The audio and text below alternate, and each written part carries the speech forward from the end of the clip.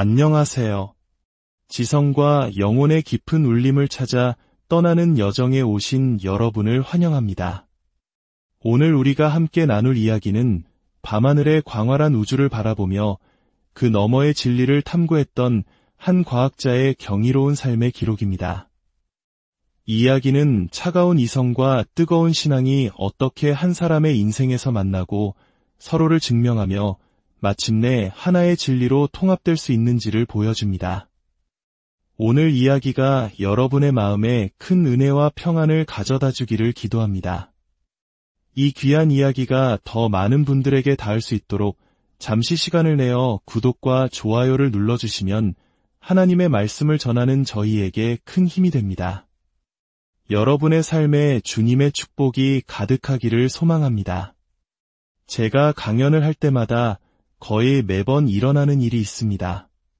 강연이 끝나면 사업가, 엔지니어, 과학자 혹은 컴퓨터 프로그래머 같은 지적인 전문가 한 분이 제게 다가옵니다. 그리고는 어린 아이처럼 펑펑 눈물을 쏟아내곤 합니다. 그들은 이렇게 고백합니다. 저는 평생 동안 제 삶이 두 개로 나뉘어 있다고 생각했습니다. 한쪽에는 제가 배운 과학과 이성이 있었고 다른 한쪽에는 저의 기독교 신앙이 있었습니다. 저는 이 둘을 결코 하나로 합칠 수 없다고 생각했고 이 모순 때문에 다른 사람들에게 차마 제 믿음을 나눌 수가 없었습니다. 저는 모순된 삶을 살고 있었으니까요. 그런데 오늘 강연을 듣고 이제야 모든 것이 하나로 완벽하게 들어맞는다는 것을 깨달았습니다. 이제 저는 자유롭게 제 믿음을 전할 수 있게 되었습니다. 이 고백은 오늘 우리가 함께 나눌 이야기의 주인공, 천문학자 휴 로스 박사가 자주 듣는 말입니다. 그의 이야기는 어떻게 한 명의 젊은 과학자가 우주의 기원을 쫓다가 창조주 하나님을 만나게 되었는지, 그리고 성경이 어떻게 그 어떤 과학 서적보다도 더 정확하게 우주의 비밀을 담고 있었는지를 증거하는 놀라운 여정입니다. 휴 로스 박사는 캐나다에서 태어나고 자랐습니다. 그의 부모님은 신앙심이 깊지는 않았지만 성경의 도덕적 가르침을 매우 중요하게 여기며 그를 양육했습니다. 어린 시절 교회에 몇 주간 다녀본 것이 전부였기에 그는 기독교 가정에서 자랐다고 말하기는 어렵습니다. 그의 신앙에 대한 발견은 교회가 아닌 밤하늘의 별들로부터 시작되었습니다. 그가 7살이었을 때 순수한 호기심이 그의 마음을 사로잡았습니다. 별들은 왜 저렇게 뜨거울까? 부모님은 그를 도서관으로 보냈고 어린 휴는 물리학과 천문학에 관한 책 5권을 빌려 와 탐독하기 시작했습니다. 그날 이후로 그는 매년 천문학의 한 분야를 깊이 파고들었습니다. 16살이 되었을 때 그의 연구 주제는 우주론, 즉 우주의 기원과 역사에 관한 학문이었습니다.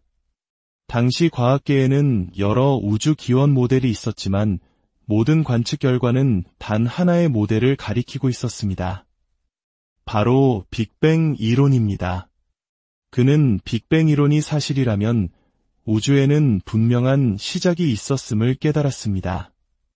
그리고 논리적으로 시작이 있다면 그 시작을 가능하게 한 시작자가 반드시 존재해야 한다는 결론에 이르렀습니다. 17살, 그는 그 우주적 시작자를 찾기 위한 위대한 탐구를 시작했습니다. 그는 어디서부터 찾아야 할지 막막했지만 위대한 철학자들의 저작에서 그 실마리를 찾을 수 있으리라 생각했습니다. 현대 우주론의 아버지라 불리는 임마누엘 칸트의 순수 이성 비판을 읽었지만 칸트의 시공간 개념이 정확하지 않다는 것을 발견했습니다. 르네 데카르트를 비롯한 다른 철학자들의 글에서도 해답을 찾지 못했습니다. 결국 그는 세계의 주요 종교 경전들로 눈을 돌렸습니다. 힌두교의 베다 경전부터 시작했습니다. 베다에서는 우주가 끝없이 윤회하며 그 나이를 43억 2천만 년으로 명시하고 있었습니다. 하지만 당시 그의 과학 지식으로도 이 수치가 틀렸다는 것을 알 수 있었습니다. 불교 경전 역시 우주론에 있어서는 힌두교와 크게 다르지 않았습니다. 이슬람의 쿠란, 바하이교의 경전 등을 차례로 연구했지만 그가 찾던 과학적 증거와 일치하는 내용은 없었습니다. 그렇게 1년여의 시간이 흐른 뒤 마침내 그는 한 권의 책을 집어들었습니다. 그가 11살 때 학교에 찾아온 2명의 신사가 선생님 책상 위에 놓고 간 기도온 성경이었습니다. 6년 동안 그의 책장에 꽂힌 채 먼지만 쌓여가던 그 성경을 그는 마침내 펼쳐보기 시작했습니다. 성경을 읽기 시작한 순간 그는 이 책이 자신이 지금까지 읽었던 그 어떤 경전과도 완전히 다르다는 것을 직감했습니다. 성경은 지리, 역사, 그리고 과학에 대해 놀라울 정도로 구체적이었습니다. 무엇보다 그를 놀라게 한 것은 성경이 객관적인 검증을 요구하고 있다는 사실이었습니다. 마치 과학 논문처럼 한 걸음 한 걸음 어떻게 자신의 진술을 시험해 볼 수 있는지 안내하고 있었습니다. 캐나다 교육 시스템 속에서 12년 내내 과학적 방법론을 훈련받았던 그는 성경의 첫 장인 창세기 한 장에서부터 그가 배워온 과학적 방법론을 발견하고 전율했습니다. 과학적 방법론의 첫 번째 단계는 관점 설정입니다. 즉, 어떤 현상을 해석하기 전에 어떤 기준점에서 바라볼 것인지를 명확히 하는 것입니다. 창세기 한 장 2절은 하나님의 영은 수면 위에 운행하시니라고 기록합니다. 이는 앞으로 펼쳐질 6일간의 창조를 해석하는 관점이 바로 지구의 수면 위라는 것을 명확히 설정하는 것입니다. 두 번째 단계는 초기 조건의 확립입니다. 창세기 한 장 2절은 창조가 시작되기 전 지구의 4가지 초기 상태를 설명합니다. 첫째, 물이 땅의 모든 표면을 덮고 있었다. 둘째, 그 수면 위는 어둠에 잠겨 있었다. 셋째, 지구는 생명체가 없는 텅 빈 상태였다. 넷째, 생명체가 살기에 부적합한 상태였다. 세 번째 단계는 관찰과 기록입니다. 6일간의 창조 기사는 시간 순서에 따라 어떤 일이, 언제, 어디서, 어떤 순서로 일어났는지를 정확하게 기록합니다. 그리고 마지막 단계는 결론 및 교차 검증입니다. 하나의 실험 결과만으로 결론을 내리지 않고 다른 관련 데이터와 비교하여 해석을 정교하게 다듬는 과정입니다. 그는 성경 안에 창조에 대해 기록한 부분이 창세기뿐만이 아니라는 사실에 놀랐습니다. 시편 104편, 잠언 8장, 그리고 욥기 37장에서 39장에 이르기까지 수십 개의 다른 본문들이 창조의 내용을 다루고 있었습니다. 이 본문들은 창세기의 내용을 다른 각도에서 설명하며 그의 해석을 더욱 정교하게 만들어 주었습니다. 예를 들어 욥기 38장은 태초에 왜 땅이 어둠에 잠겨 있었는지 설명합니다. 하나님께서 바다를 구름으로 덮으셨기 때문이라고 말입니다. 이는 어둠의 이유가 태양과 달과 별이 없어서가 아니라 지구의 초기 대기가 너무 두꺼워서 가시광선이 통과하지 못했기 때문임을 명확히 보여주는 과학적 진술이었습니다.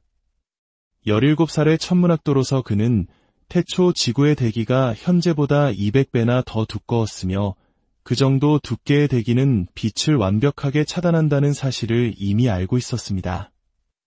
수천 년 전에 기록된 성경 말씀이 현대 과학의 발견과 정확하게 일치하는 것을 보며 그는 온몸에 소름이 돋았습니다. 그는 18개월 동안 매일 밤 자정부터 새벽 2시까지 가족과 친구들 몰래 성경을 파고들었습니다. 마치 인생에서 가장 중요한 시험을 준비하는 수험생처럼 그는 성경의 모든 구절을 과학적 사실과 대조하며 검증했습니다. 18개월 후 그는 여전히 이해하지 못하는 부분이 많았지만 단 하나의 입증 가능한 오류나 모순도 찾아낼 수 없다는 사실을 인정해야 했습니다. 다른 경전들에서는 수십, 수백 개의 오류를 발견했지만 성경은 달랐습니다. 더욱이 성경은 미래의 과학적 발견과 인류의 역사적 사건들을 정확하게 예언하는 예측 능력을 가진 유일한 책이었습니다. 그는 우주의 기원에 대한 빅뱅 우주론의 핵심 내용들, 즉 우주가 시공간을 포함한 명백한 시작점을 가졌다는 것, 우주가 변하지 않는 물리 법칙 아래서 계속 팽창하고 있다는 것, 그리고 그 과정에서 열역학 법칙에 따라 우주 전체가 식어가고 있다는 것 등이 이미 수천 년 전 구약 성경 곳곳에 기록되어 있다는 사실을 발견했습니다. 11개의 다른 본문에서 5명의 다른 저자들이 한결같이 우주의 팽창에 대해 이야기하고 있었습니다. 이는 20세기에 들어서야 천문학자들이 발견한 사실이었습니다.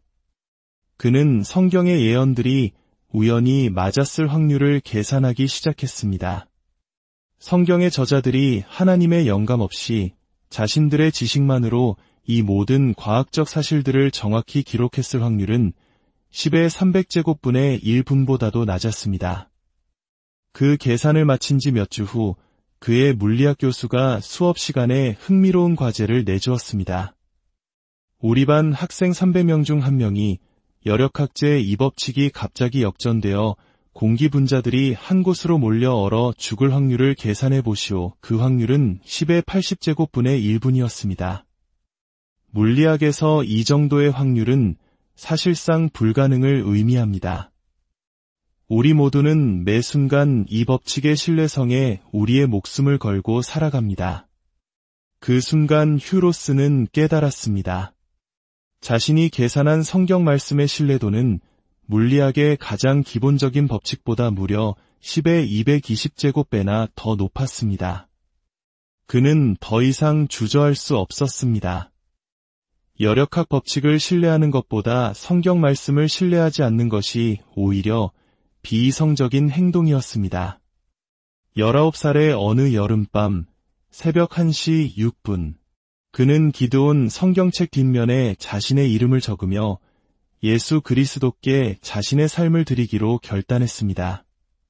그것은 그의 비밀스러운 탐구의 끝이자 공개적인 믿음의 여정의 시작이었습니다. 믿음을 고백한 후 하나님은 그의 삶 속에서 놀라운 섭리를 보여주기 시작했습니다. 한 번은 비행기가 여러 번 연착된 끝에 그의 이름이 불렸습니다. 그는 싼 좌석을 구매했기에 비행기에서 쫓겨날 것이라 생각했지만 항공사 직원은 가족과 함께 앉고 싶어하는 다른 승객을 위해 자리를 바꿔줄 수 있겠냐고 물었습니다. 그는 어떤 자리든 상관없다고 말했고 그가 배정받은 자리는 1등석이었습니다. 그의 옆자리에는 한 신사가 앉았습니다. 그는 자신을 독일에서 온 양자물리학자이자 무신론자라고 소개했습니다. 휴로스는 자신을 캐나다에서 온 천체물리학자이자 예수 그리스도를 믿는 사람이라고 소개했습니다. 독일인 과학자는 흥미롭다는 듯 비행하는 2시간 동안 8개의 질문을 던졌습니다. 우주의 기원, 생명의 의미 등 심오한 질문들이었습니다. 2시간 후 그는 마지막 질문을 던졌습니다.